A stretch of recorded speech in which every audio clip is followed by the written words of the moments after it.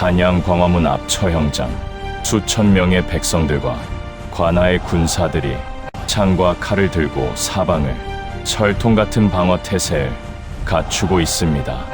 죄수 한 명이 온몸에 피로 얼룩져 있으면서도 그의 눈빛만은 이 불꽃처럼 타오르고 있습니다. 백성들 사이에서 술렁임이 일어납니다. 저 사람이 임꺽정이란 말인가? 우리 마을을 구해준 바로 그 사람. 의적 임꺽정. 망나니가 칼을 빼들었습니다. 이제 몇 초 후면 조선 최고의 의적 임꺽정의 목이 땅에 떨어질 것입니다. 백성들은 눈물을 흘리며 외칩니다. 임꺽정, 우리의 영웅, 그를 살려주시오. 그 순간 망나니의 칼이 높이 쳐들어 올려집니다. 이압, 기압 소리와 함께 백성들은 눈을 감습니다. 그리고 조용히 고개를 숙입니다. 임꺽정은 중종 33년에 활동한 경기도 양주 태생의 실존 인물입니다.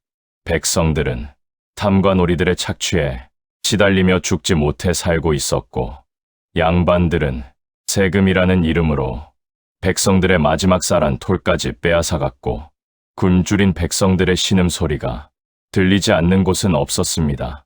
그 암흑 같은 시대에 경기도 양주 백정마을에서 한 아이가 태어났습니다. 그의 이름은 임꺽정. 훗날 조선 팔도를 뒤흔들 의적의 전설이 시작되는 순간이었습니다. 임꺽정은 백정의 아들로 태어났으며 조선에서 백정은 천민 중의 천민, 사람들은 백정을 더럽다 여겨 함께 길을 걷는 것조차 꺼려했습니다. 어린 꺽정은 장터에 나갈 때마다 사람들의 손가락질을 받아야 했습니다. 마을 사람들은 저기 백정의 자식이 온다. 비켜라, 비켜 하며 그를 피했습니다. 하지만 꺽정의 아버지는 아들에게 늘 말했습니다. 꺽정아, 사람의 귀함은 신분이 아니라 마음에 있는 것이다. 바르게 살아라. 꺽정은 아버지의 가르침을 가슴에 새기며 자랐습니다. 어느 날이었습니다. 꺽정의 운명을 바꾸는 그날, 장터에서 한 양반이 굶주린 노파에게 폭력을 휘두르는 장면을 목격했습니다. 양반은 노파를 발로 차며 이년이 감히 내 옷자락을 더럽혀 라고 소리치며 사정을 두지 않고 죽일 듯이 마구 때렸습니다. 15살의 꺽정은 참지 못하고 앞으로 나서며 그만두시오. 노파가 무슨 잘못을 했다고 이러시오. 양반은 비웃으며 뭐야, 이놈이 백정 주제에 감히 양반에게 대들어 라며 꺽정의 뺨을 후려쳤습니다. 몇 대를 맞은 꺽정은 그의 손을 잡아 비틀었습니다. 타고난 힘이 장사라 양반은 힘없이 손목을 꺾이며 고통을 이기지 못합니다. 그 일로 꺽정과 꺽정의 아버지는 관아로 잡혀가 몽둥이 찜질을 당합니다. 자식을 잘못 가르쳤다는 죄명으로 아버지는 곤장까지 맞고 꺽정은 마을에서 쫓겨나게 되었습니다. 양반을 해한 죄, 그것은 백정의 아들에게는 용서받을 수 없는 죄였습니다. 꺽정은 아버지께 작별을 고하고 산으로 들어갔습니다. 눈물을 글썽이는 아버지는 꺽정아, 어디를 가든 바른 마음을 잊지 말거라 당부했고, 꺽정은 아버지, 저는 잘못된 세상을 바로잡고 싶습니다. 반드시 돌아오겠습니다 라고 답했습니다. 청석산 깊은 곳, 꺽정은 그곳에서 운명적인 만남을 갖게 됩니다. 한 노인이 나무 아래에서 명상을 하고 있었습니다. 노인은 눈을 뜨며 젊은이, 무엇을 찾아 이 깊은 산속까지 왔는가? 라고 묻자 꺽정은 힘을 찾아왔습니다. 백성들을 괴롭히는 탐관오리들을 응징하리며 라고 답했습니다. 노인은 꺽정의 눈을 깊이 들여다보는 듯하며 힘은 복수를 위한 것이 아니라 약한 이를 지키기 위한 것이다. 그것을 알겠는가? 보통 노인이? 아님을 직감한 꺽정은 고개를 숙이며 가르침을 청합니다라고 공손히 말했습니다. 노인은 전직 무관 출신으로 세상의 부패의 환멸을 느끼고 산에 은거한 고수였습니다. 그는 꺽정에게 검술과 창술, 그리고 맨손무예를 가르쳤습니다. 밤낮을 거르지 않은 3년의 세월이 흘렀습니다. 꺽정은 이제 스승님을 능가하는 무인이 되어 있었습니다. 마지막 가르침을 주며 스승님은 말했습니다. 꺽정아, 너에게 더 이상 가르칠 것이 없구나. 그만 하산하거라.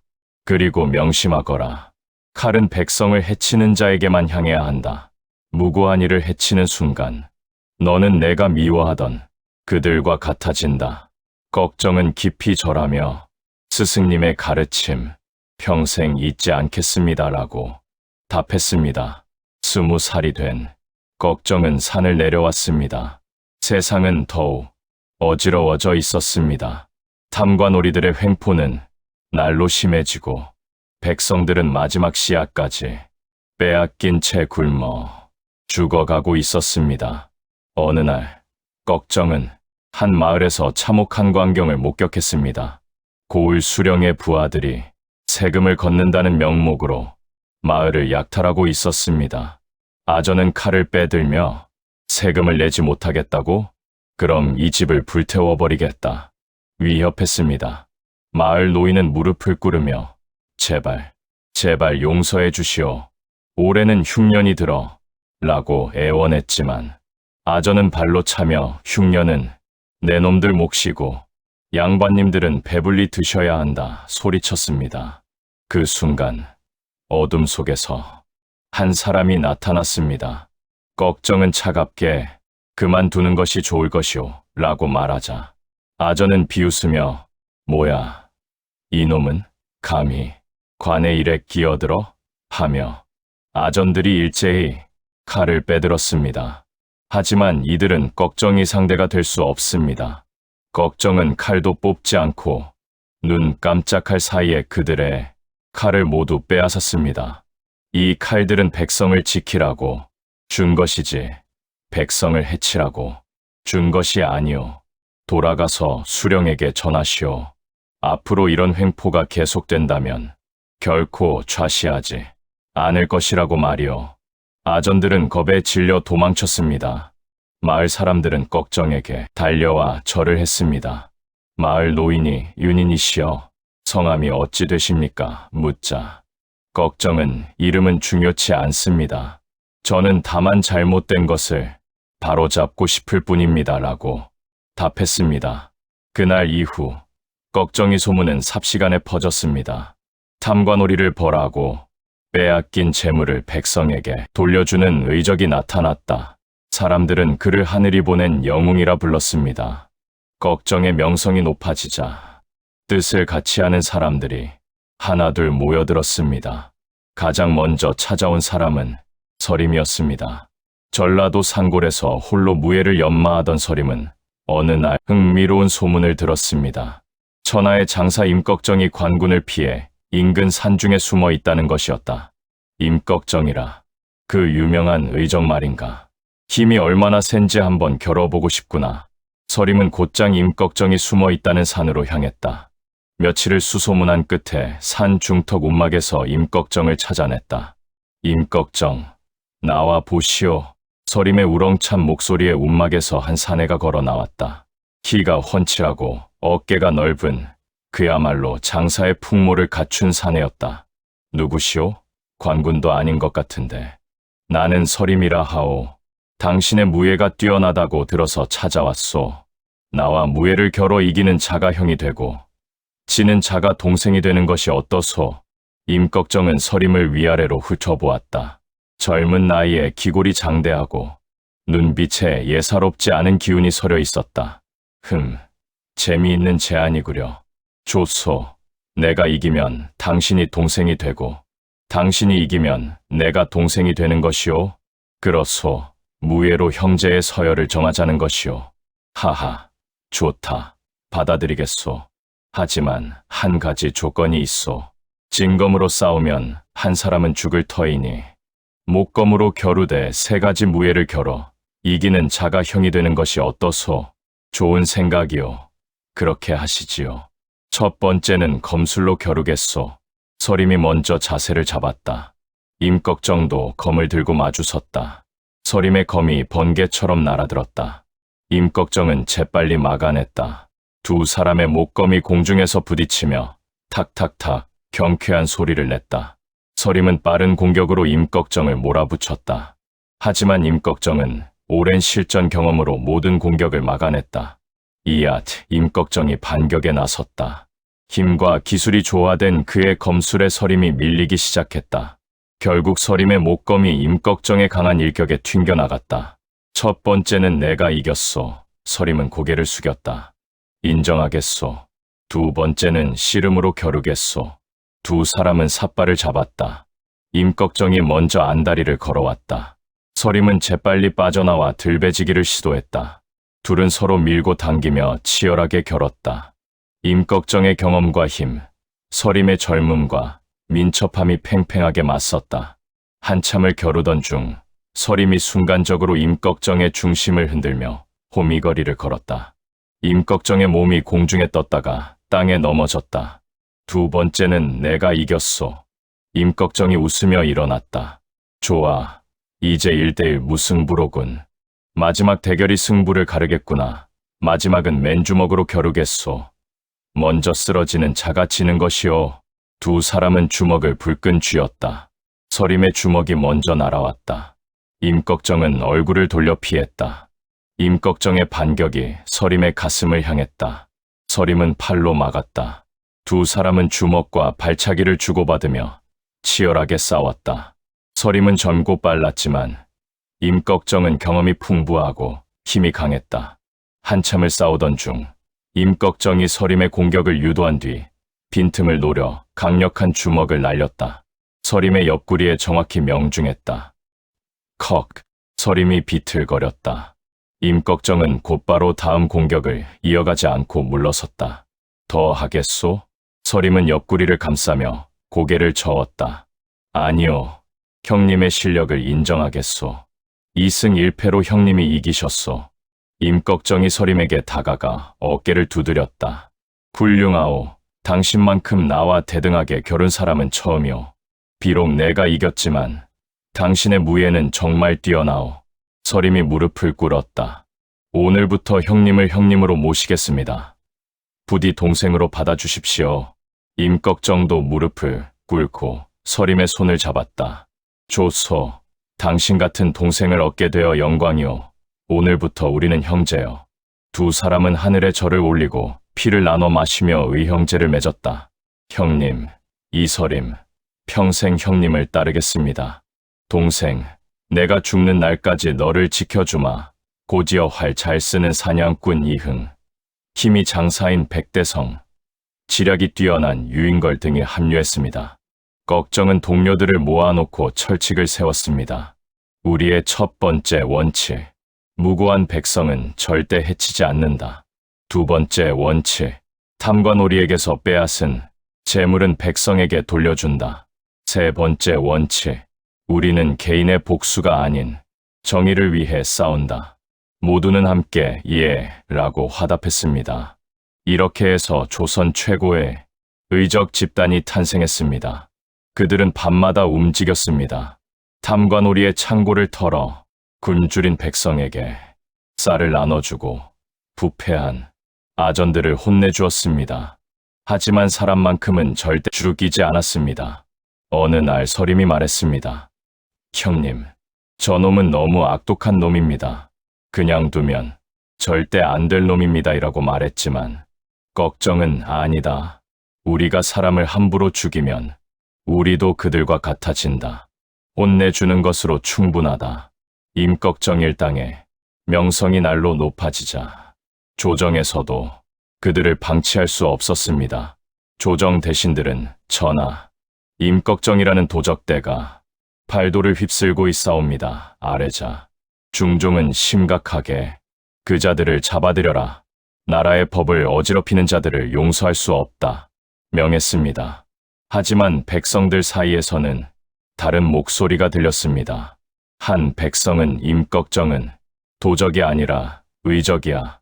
우릴 괴롭히는 양반들만 혼내주잖아 라고 말했고, 다른 백성은 맞아.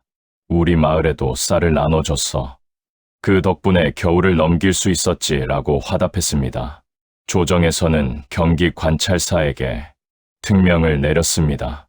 임꺽정을 잡는 자에게는 큰 상을 내리겠다. 곳곳에서 보졸들이 임꺽정 일당을 추격했습니다. 어느 날 꺽정 일당은 한 고을의 군관들에게 포위당했습니다. 군관 대장이 소리칩니다. 임꺽정, 이제 도망칠 곳이 없다. 순순히 항복하라 외쳤습니다. 꺽정은 칼을 빼들며 우리는 백성을 해친 적이 없소. 우리를 도적이라 하기 전에 백성을 착취하는 탐관오리들을 먼저 잡으시오 라고 답했습니다. 군관대장은 입을 닥쳐라. 너는 나라의 법을 어긴 역적이다 라고 소리쳤습니다. 전투가 벌어졌습니다. 하지만 꺽정과 동료들의 무예는 뛰어났습니다. 그들은 군관들을 제압하면서도 단 한 명도 죽이지 않았습니다. 꺽정은 쓰러진 군관들을 보며 우리는 살인자가 되고 싶지 않소. 당신들도 백성이 아니오? 잘못된 명령을 따르지 마시오라고 말했습니다. 시간이 흐를수록 임꺽정은 백성들에게 희망의 상징이 되었습니다. 어느 가뭄이 심한 해, 한 마을이 세금을 내지 못해 전 마을 사람들이 잡혀갈 위기에 처했습니다. 포악한 마을 수령은 세금을 내지 못하면 너희 마을 전체를 노비로 삼겠다 협박했습니다. 마을 이장은 울며 나으리, 올해는 비가 내리지 않아서 농사를 망쳤습니다. 제발 올해만 봐주세요. 애원했지만 돌아오는 건 몽둥이 찜질 뿐. 그날 밤 임꺽정 일당이 나타났습니다. 그들은 이웃 고을에 부패한 수령 창고를 털어 그 쌀을 이 마을에 나누어 주었습니다. 꺽정은 이장에게 이것으로 세금을 내시오. 하지만 남은 것은 마을 사람들과 나눠 드시오라고 말했습니다. 마을 이장은 눈물을 흘리며 은인이시여, 이 은혜를 어찌 갚아야 합니까? 꺽정은 은혜를 갚을 필요 없습니다. 다만 서로 돕고 살아가십시오라고 답했습니다. 이런 일들이 반복되자 백성들 사이에서 노래가 생겨났습니다. 하늘이 준 영웅 임꺽정, 악한 자는 벌하고 약한 자는 돕네. 언제 오실까? 우리의 영웅. 임꺽정 임꺽정 우리의 영웅. 하지만 꺽정의 마음은 편치 않았습니다. 그는 동료들에게 우리가 아무리 도와도 근본적인 문제는 해결되지 않소. 이 나라의 제도가 바뀌지 않는 한 서림이 물었습니다. 형님, 그럼 우리가 어찌해야 합니까? 라고 묻자 꺽정은 모르겠다. 하지만 우리가 할 수 있는 일을 계속할 뿐이다 라고 답했습니다. 조정의 추격은 날로 거세졌습니다. 경기관찰사는 새로운 방법을 생각해냈습니다. 임꺽정을 힘으로는 잡을 수 없다. 내부에서 무너뜨려야 한다. 경기관찰사는 밀정을 꼽아서 임꺽정 일당 중 한 명에게 접근시켰습니다. 밀정이 은밀히 임꺽정 부하에게 말합니다. 자네 가족이 빚에 시달리고 있는데 자네가 역적이 되어 잘못되면 자네 가족은 어찌 되겠나. 역적은 삼족을 멸하는데 내가 좀 도와줄 테니 내 말을 따를 텐가. 결국 그 동료는 회유에 넘어가고 말았습니다. 어느 날 밤 꺽정 일당이 한 관할을 습격할 때 미리 매복해 있던 군사들이 일제히 나타났습니다. 군관들이 너희들은 포위됐다. 꼼짝 마라 고 외쳤습니다. 서림은 놀라며 형님, 함정입니다. 함정에 빠진 듯합니다. 빨리 빠져나가야 할 것 같습니다. 하지만 군사들의 수가 너무 많습니다. 치열한 전투가 벌어집니다. 꺽정은 동료들을 지키기 위해 홀로 군사들을 막으며 소리칩니다. 모두 먼저 빠져나가시오. 내가 막을 테니. 이때 서림이 말합니다. 절대 형님을 두고 갈 수 없습니다. 라고 외쳤지만 꺽정은 단호하게 이것은 명령이다. 명령을 거역할 참이냐? 누군가는 살아남아야 우리의 뜻을 이어갈 수 있다. 빨리 가거라. 동료들은 눈물을 흘리며 꺽정을 남겨두고 필사적으로 탈출을 했습니다. 걱정은 군사들이 쫓지 못하도록 막아서며 홀로 수백 명의 군사와 맞섰습니다. 그의 칼은 번개처럼 빨랐고 그의 몸놀림은 바람 같았습니다. 하지만 중과부적이었습니다. 결국 걱정은 수십 군데 상처를 입고 쓰러졌습니다. 결국 임꺽정은 포박되어 한양으로 압송되었습니다. 거리에는 수많은 백성들이 모여들었습니다. 백성들은 울며 임꺽정, 우리의 영웅이라고 외쳤고 그를 풀어주시오 하며 외쳤습니다. 하지만 조정의 결정은 확고했습니다. 형조판서가 임금께 전하, 임꺽정은 비록 백성을 돕기도 했으나 나라의 법을 어긴 죄인입니다라고 아뢰었습니다. 중종이 말했습니다. 백성들이 그를 영웅이라 하지 않는가? 신하들이 말합니다. 전하, 법이 무너지면 나라가 무너지옵니다. 반드시 임꺽정은 백성들이 보는 곳에서 차명을 해야 합니다. 한편 감옥에 갇힌 걱정에게 한 젊은 선비가 찾아왔습니다. 임꺽정, 진정 후회되지 않는 것이오? 순순히 백성으로만 살았다면 이라고 묻자 걱정은 미소 지으며 답했습니다. 후회는 없소. 나는 옳다고 믿는 일을 했을 뿐이오. 다만 아쉬운 것은 이 세상을 제대로 바꾸지 못하고 가는 것이오 하자 선비는 그대의 뜻은 헛되지 않았소. 백성들은 그대를 오래도록 기억할 것이오라고 말하자 걱정은 그것만으로도 좋카오 답했습니다. 형이 집행되는 날 광화문 앞 처형장에는 수많은 백성들이 모여들었습니다. 관리들은 백성들의 항변이 두려워 군사를 대거 배치했습니다. 걱정이 마지막으로 백성들을 바라보며 큰 소리로 외쳤습니다. 백성 여러분, 나 임꺽정은 아무런 후회가 없소. 부디 서로 돕고 살아가시오. 언젠가는 모두가 평등하게 사는 세상이 반드시 올 것이오. 백성들이 울며 임꺽정, 임꺽정을 외쳤습니다. 그렇게 조선 최고의 의적 임꺽정은 29세의 나이로 생을 마감했습니다. 하지만 그의 이야기는 끝나지 않았습니다. 임꺽정이 떠난 후에도 그를 따르던 동료들은 그의 뜻을 이어갔습니다. 서림과 남은 동료들은 더욱 조심스럽게 하지만 더욱 끈기 있게 백성을 도왔습니다. 서림이 동료들에게 물었습니다. 걱정 형님이 우리에게 남긴 것은 무엇이오? 라고 묻자 동료들은 정의와 의로움입니다 라고 답했습니다. 서림은 그렇소. 우리는 그 뜻을 이어가야 하오라고 다짐했습니다. 세월이 흘러 임꺽정의 이야기는 전설이 되었습니다. 사람들은 그의 이야기를 아이들에게 들려주었습니다. 옛날에 백성을 위해 싸운 영웅 임꺽정이 있었다고. 임꺽정이 꿈꾸던 평등한 세상은 쉽게 오지 않았습니다. 하지만 그의 정신은 백성들의 마음속에 살아 숨쉬었습니다.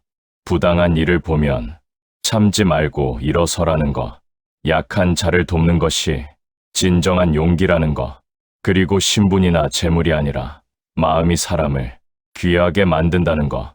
수백 년이 지난 지금도 사람들은 임꺽정을 기억합니다.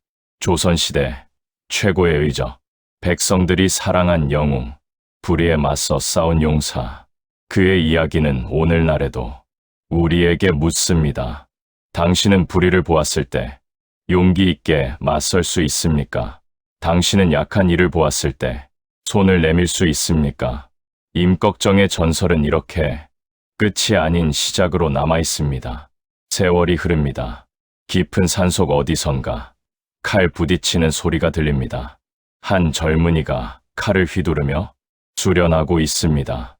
그의 옆에는 낡은 칼 하나가 놓여 있습니다. 임꺽정이 쓰던 칼입니다. 젊은이는 하늘을 보며 다짐합니다. 임꺽정, 의정님, 당신의 뜻을 제가 이어가겠습니다. 그때 바람이 불어옵니다. 마치 임꺽정의 영혼이 그 젊은이를 격려하는 것처럼